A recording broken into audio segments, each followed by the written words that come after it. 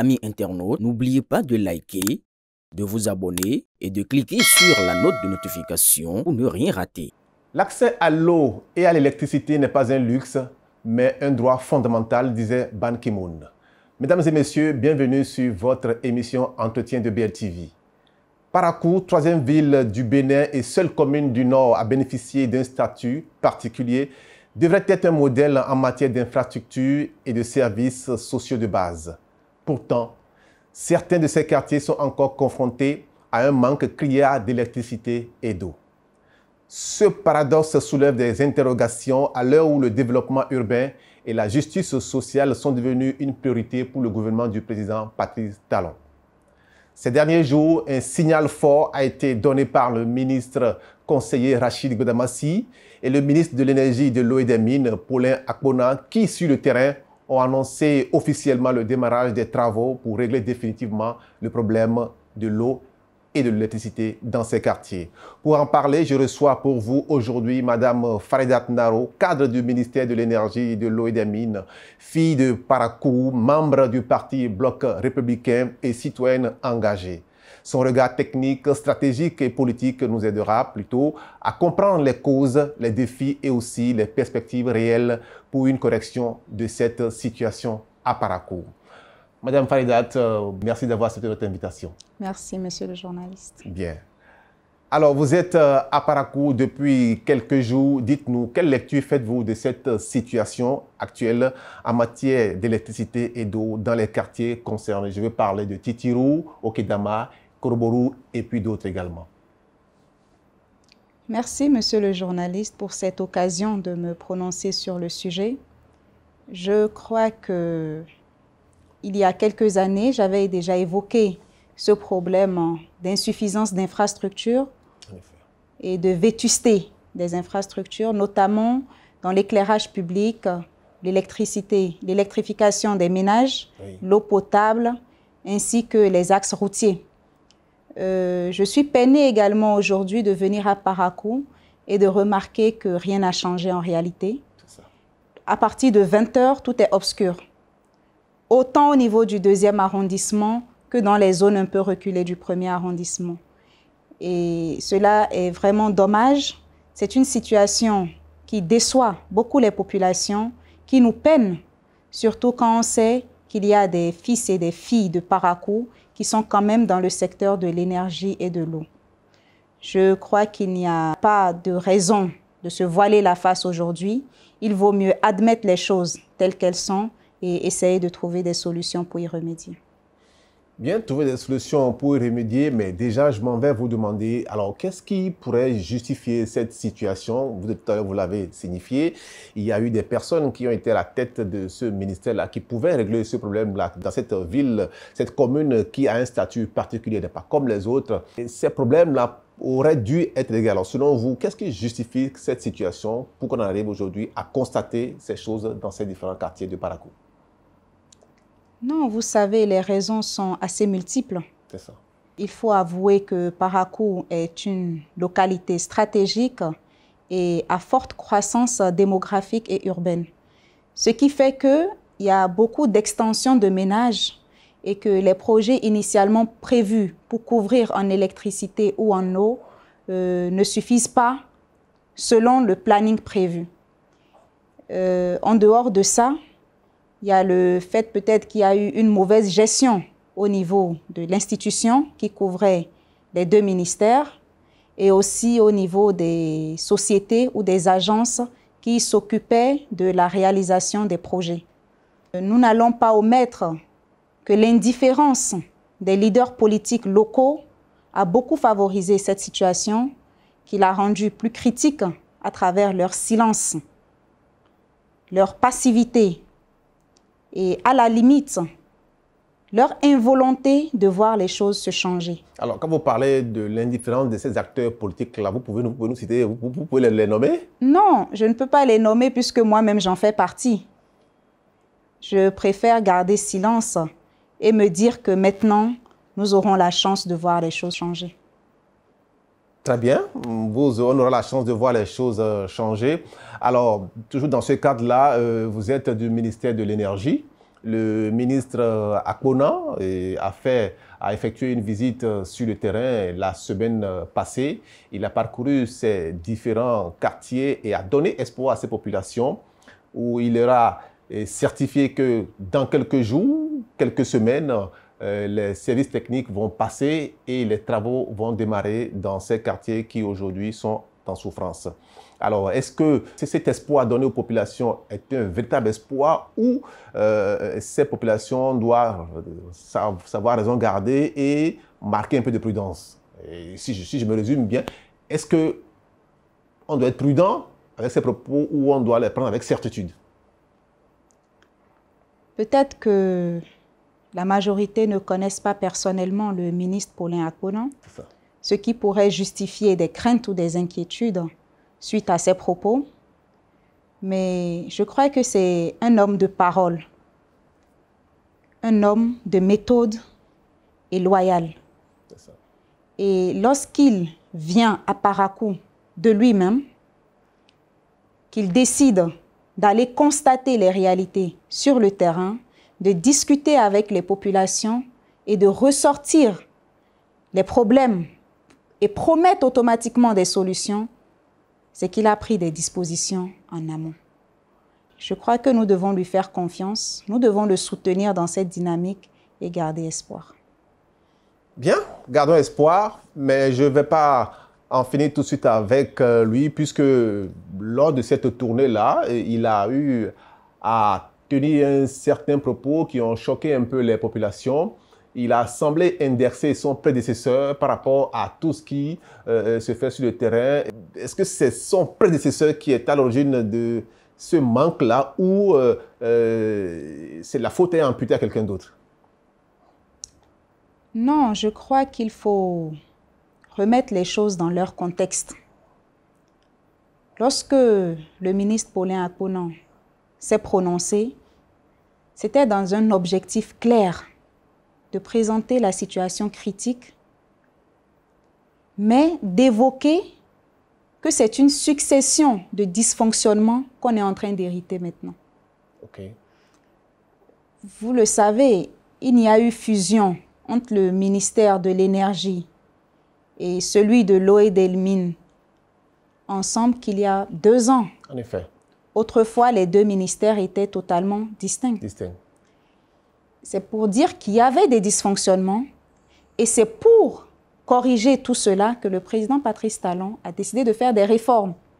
Et parmi ces réformes, d'ailleurs, il y a eu la dissolution de l'ABERM, qui était chargée de l'électrification rurale. Oui. Et par ailleurs, il y a eu également la dissociation de la SBE en une société de production et une société de distribution pour permettre à la SBE de se concentrer sur sa mission d'électrification directe des populations et des ménages. C'est ça. Donc, l'institution ministère de l'Énergie, de l'eau et des mines, qui résulte d'une fusion en 2 institutions et de plusieurs agences et sociétés, est toujours dans un processus de correction des dysfonctionnements. Okay. Et je crois que le ministre Akpona est dans cette même dynamique, conformément à la vision du président Patrice Talon, de corriger, et c'est à ce titre qu'il est venu montrer aux populations que les choses vont changer désormais et que tous les projets qui ont démarré, tous les contrats qui ont démarré vont être achevés à temps avant la fin du mandat. Et je crois que c'est sur cette base que nous devons rester focus. Bien, sur cette base, nous devons rester focus. Alors, madame, en tant que membre du parti Bloc républicain, quelle garantie donnez-vous aux populations du fait que ces propos, cette promesse faite par le ministre Akpona aux populations sera une promesse tenue, puisqu'il est venu en tant que membre du parti Bloc républicain? Alors, est-ce que le Bloc républicain garantit aux populations que ces propos-là seront tenus vraiment? Bon, je crois que si le ministre l'a dit, étant déjà grand leader du Bloc républicain et étant membre du gouvernement, cela voudra dire que les choses se feront. Le ministre n'est pas dans des polémiques inutiles. Quand il promet, c'est qu'il y va jusqu'à la fin. Et au-delà du volet politique et professionnel, Le ministre est un frère du Nord. C'est un frère du Nord. Et s'il est venu et qu'il a remarqué et qu'il a parlé si fort, c'est parce qu'il se sent concerné directement par les réalités de Parakou. Tout comme n'importe quel Parakois autochtone l'aurait fait. Donc, je pense que le BR va dans la même logique, dans le même sens, en rassurant les populations et en leur disant qu'on n'aura pas d'éléphant blanc sous ce régime. Votre parti, le Bloc républicain, est fréquemment sur le terrain. La preuve, même vous êtes là. La semaine passée, le ministre Akpona était passé. Le ministre Godemansi également est sur le terrain. Toujours dans la semaine passée, le général Biyan également était sur le terrain dans la 7e circonscription. On remarque alors une forte présence du Bloc républicain sur le terrain. Alors dites-nous, qu'est-ce qui justifie cette présence marquée? Pourtant, les hostilités sont encore loin devant. Oui, ce serait injuste de dire que le Bloc républicain est actuellement plus présent sur le terrain parce que nous l'avons toujours été. C'est ça. Et quand nous regardons la vision du président Patrice Talon actuellement à travers la nomination des ministres conseillers qui ont pour mission de venir transmettre aux populations tout ce qu'il y a comme action gouvernementale et faire le suivi des décisions présidentielles, ça veut dire qu'il y a une volonté de rassurer les populations, de venir écouter leurs plaintes et de pouvoir remonter ça. Et je pense que c'est dans cette logique que le ministre Akpona était là et que les autres leaders du BR également s'activent, chacun dans sa localité, pour faire en sorte que les populations sachent que nous sommes toujours près d'elles.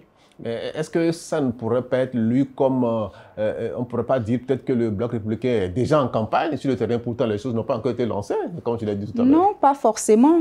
On pourrait également appeler ça de la reddition de comptes. C'est ça. Donc, la politique n'a pas un temps. On est toujours avec les populations. C'est ça. Mais lorsqu'il y a des périodes électorales avec des timings, on s'organise différemment. Très bien. Alors, le régime du président Patrice Talon a souvent, et très souvent, j'allais dire, été salué pour son efficacité sur le terrain. Depuis qu'il est là, on n'a pas encore connu d'éléphant blanc. Toutefois, à quelques mois de la fin, d'accord, de son mandat présidentiel, comment est-ce que vous pouvez rassurer les populations au regard de ces chantiers qui sont lancés dernièrement et qui prendront peut-être plus de temps avant de finir? Est-ce qu'on n'aurait pas des éléphants blancs que nous craignons ne pourraient pas se faire sentir, puisque ce n'est pas évident que ces chantiers-là finissent avant que le mandat ne prenne fin? Non, ça c'est peut-être mal connaître le régime actuel. Hein. C'est vraiment mal connaître le régime actuel. C'est ça. Parce que les procédures actuelles n'ont rien à voir avec les anciennes méthodes. C'est ça. Aujourd'hui, lorsqu'il y a un projet, il y a des procédures bien définies, il y a une entreprise qui est recrutée, il y a un planning, il y a un budget et il y a un comité de suivi du projet. Mais ça a été toujours le cas sous les autres régimes. Peut-être, moi je ne peux pas me prononcer sur les autres régimes à long terme, mais je parle de l'actualité et l'actualité fait que tout ce qui a été entamé va forcément être achevé dans les délais. Maintenant, pour ce qui n'a pas été entamé, c'est un autre sujet. Mais une chose est sûre, avec le régime du président Patrice Talon, il n'y aura plus d'éléphants blancs dans le Nord et même dans le Bénin. Bien. Et je crois que cela se voit à travers les infrastructures actuelles. Les marchés, oui, ils ont été inaugurés. En effet. Et tous les projets d'asphaltage, un peu partout dans le pays, nous les voyons. Oui. Il y a plusieurs projets comme ça en cours où nous voyons les résultats et aucun Béninois ne peut dire que le pays ne travaille pas, même s'il y a certaines insuffisances. Même si nous n'atteignons pas les résultats au plus vite, comme le désirent les populations, une chose est sûre, ce sera réalisé à terme. Bien, nous allons vous prendre au mot et souhaiter que tout ce que vous avez dit soit réalisé avant la fin ou même après la fin du mandat du président Patrice Talon. Alors, nous sommes à la fin de cette émission. Je m'en vais vous demander quel est votre message à l'endroit des populations de Parakou en particulier et du Bénin en général, en tant que d'abord membre du Parti Bloc républicain et en tant que cadre du gouvernement. Bon, déjà à mes frères et sœurs de Parakou, aux populations du Septentrion, c'est de les inviter à la patience, à la compréhension et à ne pas prendre position sur des propos qui sont enveloppés par la forme et qui pourraient les frustrer. C'est ça. Le plus important, c'est de rester objectif sur les situations qu'on vit, autant dans les infrastructures que dans d'autres domaines, et soutenir ceux qui sont capables de nous apporter des solutions. Aux autorités locales, c'est de les inviter à collaborer avec sincérité, objectivité et rigueur pour relever non seulement les besoins de la localité, mais de pouvoir aller toucher les personnes susceptibles d'apporter des solutions pour qu'on puisse gérer les situations. Si on ne relève pas nos problèmes, on n'aura pas de solution. En effet. Donc, je crois que la solution de Parakou se trouve à Parakou et avec les Parakois. Et on doit remercier et être reconnaissant envers toute personne ou toute autorité qui vient s'intéresser à nos problèmes et qui nous promet du soutien.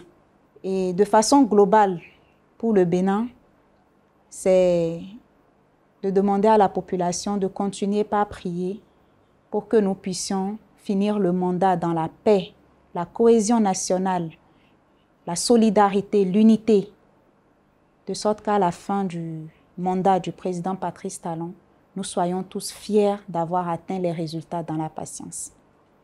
Merci. Pierre, merci à vous. Mesdames et messieurs, vous l'avez suivi, c'était Madame Faridat Naro Assouma, avec elle nous avons abordé plusieurs questions d'actualité, en particulier le passage de son ministre de tutelle, le ministre Akpona, passé ici à Parakou, qui a promis aux populations de Korobororou, Titirou, Okedama et autres la venue incessamment de l'électricité et de l'eau dans ces localités. Elle a dit, le ministre est un homme de parole et avec lui, il n'y aura pas d'éléphant blanc. Mesdames et messieurs, merci de nous avoir suivis. À très bientôt pour une nouvelle émission.